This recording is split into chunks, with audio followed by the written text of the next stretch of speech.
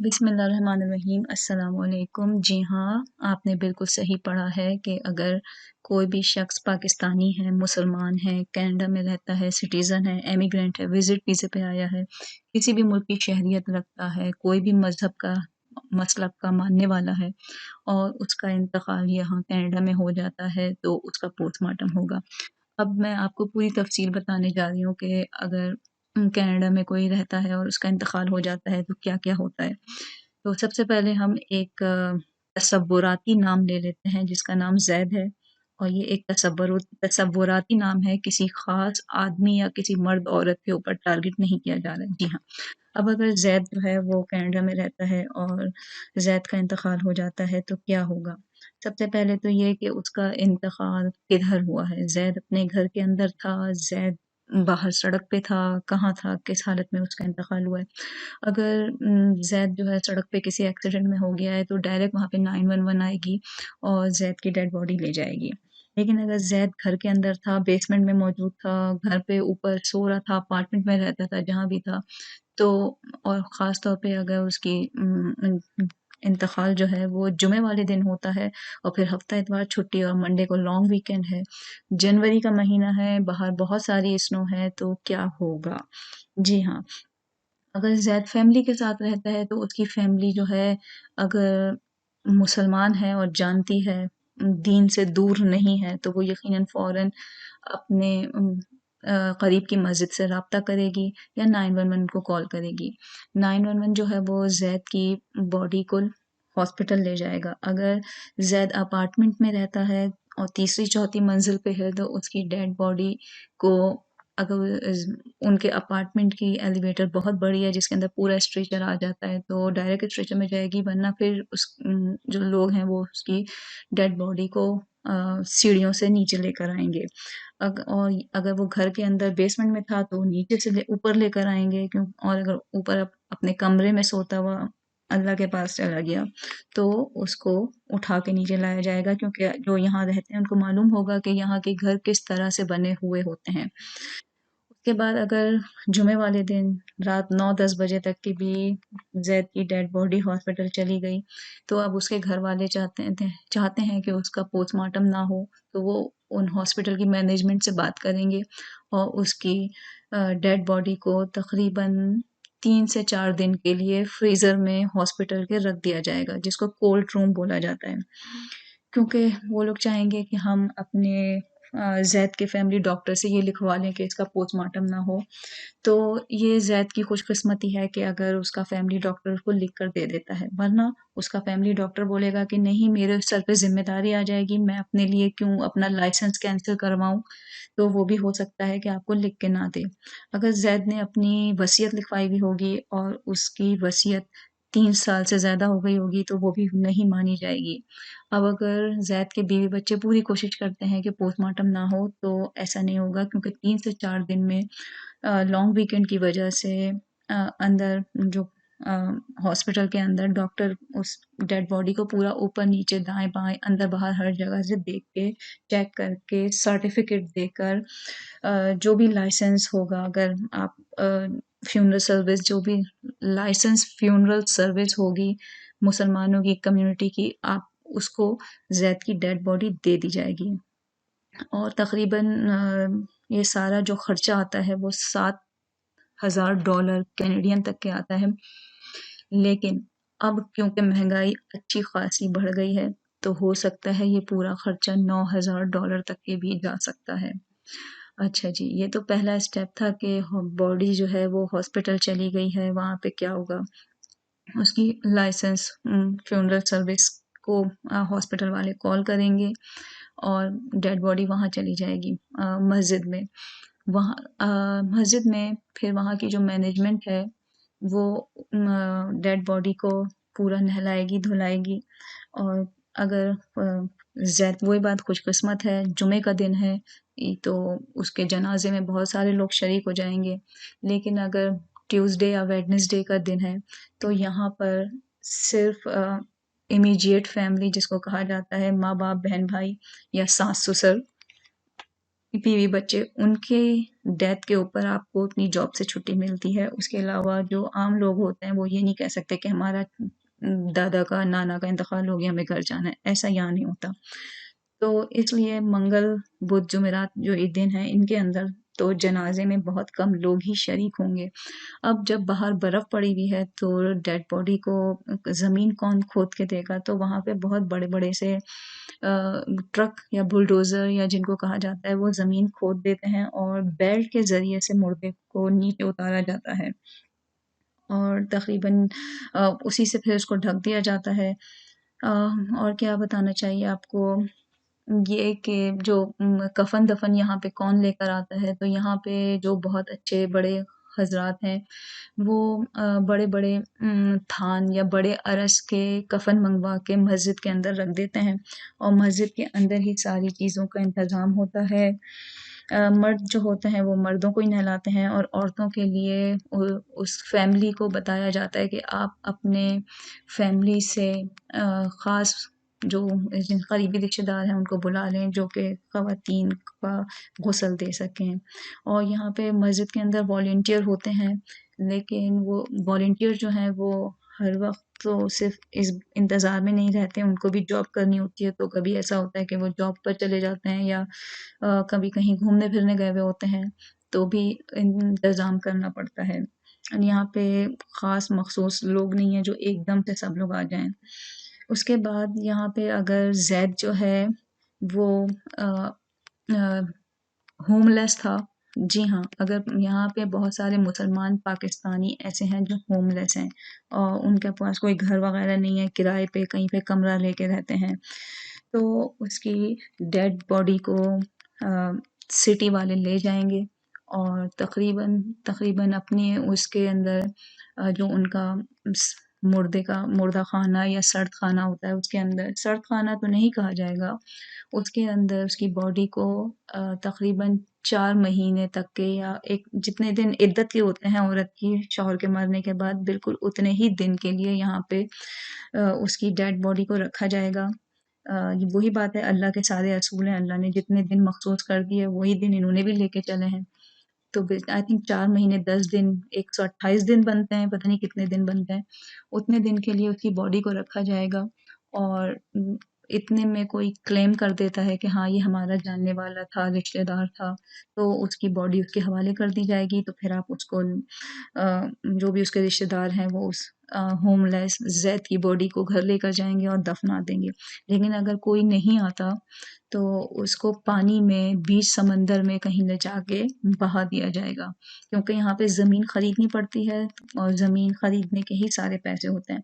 अब अगर ज़ैद जो था वो कम उम्र बच्चा था उस यानी कि 19-20 साल का और वो अपने बॉयफ्रेंड गर्लफ्रेंड के चक्कर में कहीं भाग गया था और माँ-बाप उसे अपने अच्छे नहीं लगते थे, तो कोई उसकी मालूमात आपको फ़राहम नहीं कर सकेगा कि ये ज़ैद के माँ-बाप कौन थे, कहाँ रहते थे। तो इस और उसका जो भी बॉयफ्रेंड होगा या गर्लफ्रेंड होगी, वो भी यकीनन 19, 20, 22 साल का ही होता है, तो वो कहाँ से इतने सारे पैसे लाएगा, तो वो भी आराम से पीछे हट जाता है कि मैं नहीं जानता ये कौन था। हाँ, मेरी इससे दोस्ती थी, इसके माँ-बाप, बहन-भाई, घरवाले कौन हैं मुझे नहीं मालूम। अब दूसरे मज़हब में आ जाता है हाँ, सॉरी एक बात रह गई मुसलमानों ने यहाँ पे जैसे हम किचनर में रहते हैं तो किचनर के अंदर मुसलमानों ने अपनी थोड़ी बहुत दूसरे क्रिश्चियन वगैरह की जो कब्रिस्तान है उसमें मखसूस हिस्सा ख़रीदा हुआ है क्योंकि उनको ये भी पहले तो नहीं मालूम था लेकिन अब पता चल गया है कि मुसलमानों की जो कब्र होती है वो क़िबला रुख़ होती है। तो हमको क़िबला रुख़ की तरफ डायरेक्शन चाहिए और उसके ऊपर किस तरह से कुतबा लगेगा, ये सारा काम जो है वो मस्जिद वाले करा के देते हैं और मस्जिद का लाइसेंस होल्डर होना, लाइसेंस फ्यूनरल सर्विस होना ज़रूरी है, वरना वो हर किसी के हाथ में ज़ैद की डेड बॉडी या कुछ नहीं देंगे। और यहाँ पे माँ-बाप, बहन-भाई से ज़्यादा ज़ैद की बीवी को अहमियत दी जाएगी। वही बात फिर से अल्लाह ने जो रिश्ता जन्नत का रिश्ता बनाया है, उसी की बात सुनी जाएगी। माँ-बाप, बहन-भाई और बच्चों को इतना ज़्यादा इम्पोर्टेंस नहीं दी जाएगी। सारे जो कागज़ात होते हैं, कार्रवाई होती है, उसके ऊपर बीवी के सिग्नेचर ही चाहिए होंगे। और जब डेड बॉडी हॉस्पिटल जाती है, तो उसके साथ उसके सारा पासपोर्ट और उसका हेल्थ कार्ड और जितने भी कागज़ात वग़ैरह होते हैं, वो सब अ, ज़ैद की डेड बॉडी के साथ जाएँगे। और यहाँ पे फिर अगर कोई बात मैं बताना भूल गई हूँ तो आगे जाके बता दूँगी।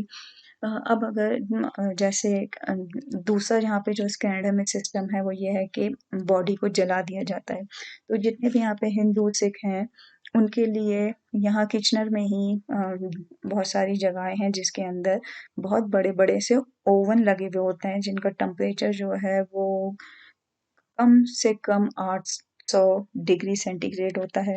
उसके अंदर पूरे जैसे मुर्दे को अ, साफ-सुथरा नहला के, ताबूत के अंदर रख के उसको पूरा जहाँ भी चर्च वगैरह होता है या कहीं भी होता है, उसको वहाँ रखते हैं और वो सारे उसके रिश्तेदार आते हैं, उससे उसको गुड बाय बोलते हैं। उसके बाद वहीं पर ही उसकी डेड बॉडी को ओवन में डाल के 2 से 3 घंटे के लिए जला दिया जाता है, वो पूरी बिल्कुल राख हो जाती है।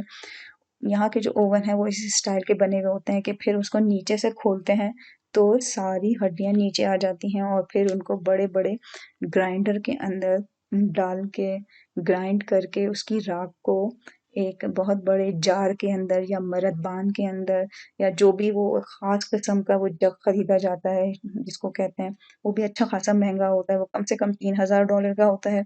और इनके जो ताबूत होते हैं वो कम से कम ताबूत जो खरीदा जाता है क्योंकि उसके अंदर बहुत ख़ास अच्छा तकिया रखा जाता है, रेशमी कपड़ा लगाया जाता है और उसके ऊपर डिज़ाइनिंग होती है, उसके अंदर जो ख़ास तौर पे हुक लगाए जाते हैं या हैंडल लगाए जाते हैं, वो भी आला किस्म की लकड़ी इस्तेमाल करके, तो वो भी तकरीबन 5-6 हज़ार का सिर्फ़ कम से कम का ताबूत होता है। क्योंकि मुसलमानों के लिए सादा ताबूत होता है, मुसलमान सिर्फ़ सादे ताबूत के अंदर कफ़न के अंदर लपेट के रख देते हैं, उसके अंदर कोई कपड़ा वग़ैरह नहीं लगा होता। तो उसकी कीमत तकरीबन 2 से 3 हज़ार होती है, तो जो अ, फैंसी किस्म के, आला किस्म के होते हैं, वो तकरीबन 7,000 से 6,000 से शुरू होते हैं। उसके अंदर मुर्दे को रख के डायरेक्ट ओवन में डाला जाता है और ओवन को स्टार्ट कर दिया जाता है, 3 घंटे में राख बन जाती है। और कुछ लोग जो होते हैं उसमें जब उस मुर्दे का यहाँ पे कहा जाता है कि उस डेड बॉडी का लास्ट शो है, तो वो जो उसका लास्ट शो होता है, उसके अंदर उसको अच्छी तरह से एम्बाल्मिंग की जाती है। एम्बाल्मिंग क्या होती है? जो कि उसके अंदर का पूरा खून वग़ैरह निकाल दिया जाता है और उसके अंदर मुख्तलिफ़ किस्म के केमिकल डाल के उसको मेकअप करके, नेल पॉलिश लगा के और बहुत अच्छे-अच्छे कपड़े पहना के खूबसूरत सा सजा के उसको कफ़न में रखा जाता है और जो जब उसके अंदर मुख्तलिफ़ केमिकल्स डालते हैं तो डेड बॉडी के प्राइवेट पार्ट्स जहाँ से हम लोग वॉशरूम वग़ैरह इस्तेमाल करते हैं, उनको अच्छी तरह से पैक कर दिया जाता है। तकरीबन 2 से 3 घंटे के लिए तो वो डेड बॉडी बहुत अच्छी फ्रेश तरोताज़ा लगती है और जब वो बाहर आ जाती है तो उसको फिर राख अ, इन जो हिंदू हैं या क्या कहना चाहिए सिख उनके हवाले कर दी जाती है। वो उस को अपने प्रॉपर्टी के अंदर उड़ा सकते हैं या ख़ास मख़सूस जगहें हैं जहाँ पे गवर्नमेंट की परमिशन होती है, सिर्फ़ उन जगहों पे उस राख को बहा जा सकता है। अच्छा और अगर आप मैं एक बात बताना भूल गई कि अगर ये सोच रहे हैं कि हम लोग पाकिस्तानी हैं और अपनी इससे तो बेहतर है हम लोग पाकिस्तान में जाके मरें, तो यहाँ पे जो मुसलमान पाकिस्तानी अपनी डेड बॉडी को अपने रिश्तेदारों की डेड बॉडी को पाकिस्तान भिजवाना चाहते हैं, तो उसकी भी एम्बाल्मिंग होती है और उसको अंदर से सब कुछ उनको 2 ऑप्शन दिए जाते हैं। एक तो ये ऑप्शन दिया जाता है कि आप अपनी पूरी डेड बॉडी इस तरह से पाकिस्तान भेजें कि वो एम्बाल्मिंग करके अंदर से सारे दिल, गुर्दा और सारी आंतें वग़ैरह निकाल के उसको बहुत अच्छी तरह से सी के उसके ऊपर वैक्स से पूरा मेकअप कर के और सब कुछ करके ताबूत में रख के आपके हवाले कर देंगे, जिसका पूरा-पूरा खर्चा जो है वो $25,000 तक के आता है। $25,000 सिर्फ़ जहाज़ के ज़रिए से पाकिस्तान भिजवाने का। 2019 तक के पीआईए पूरी दुनिया के अंदर वो वाहिद फ्लाइट थी जो कि डेड बॉडी फ्री लेकर आती जाती थी। अब 2019 के बाद क्या मामला है, कितनी महंगाई हो गई है, मुझे इसका मालूम नहीं है। लेकिन आप किसी भी दूसरी फ्लाइट से डेड बॉडी को अगर पाकिस्तान या किसी भी मुल्क में भेजना चाहेंगे तो कम से कम आपको $25,000 लगेंगे। और इसी तरीके से यहाँ पे जो वो राख होती है, कुछ लोग उस राख को फूल पौधों में तब्दील यानी कि उसकी खाद बना के कोई दरख्त लगा लेते हैं और कहते हैं कि ये हमारे प्यारे की याद में फूल पौधा लगा हुआ है। तीसरा यहाँ पे जो है वो पारसी हैं। पारसी जो हैं वो ये कहते हैं कि हम हवा, मिट्टी, आग, पानी जो है ये बहुत अच्छे पाक साफ अनासिर हैं, इनको हमें गंदा नहीं करना चाहिए। तो वो अपनी जो उनकी डेड बॉडी होती है, उसको कोशिश करते हैं कि जहाँ उनके ज़्यादातर इंडिया, पाकिस्तान में उनकी आबादी है, तो वहाँ भेज दिया जाए या यहाँ पे तो गवर्नमेंट ने उनको इजाज़त नहीं दी हुई है कि वो अपनी डेड बॉडी को इस तरह से रखें या वो किसी ऐसी जगह पे पीस ऑफ टावर का साइलेंस ऑफ टावर कहते हैं शायद, उसको मुझे याद नहीं, साइलेंस ऑफ टावर कहते हैं, वहाँ पे रखा जाए। तो इसलिए मोस्टली वो अपने बैक होम भेज देते हैं अपने प्यारों की। और वहाँ पे पाकिस्तान कराची में सदर में कहीं कोई इलाका था, अब मुझे याद नहीं है, वहाँ पे पारसियों की थी। तो ज़्यादातर फिर गिद्ध वगैरह आके उन उसकी डेड बॉडी को खा जाते हैं। तो ये उनके मज़हब का हिस्सा है।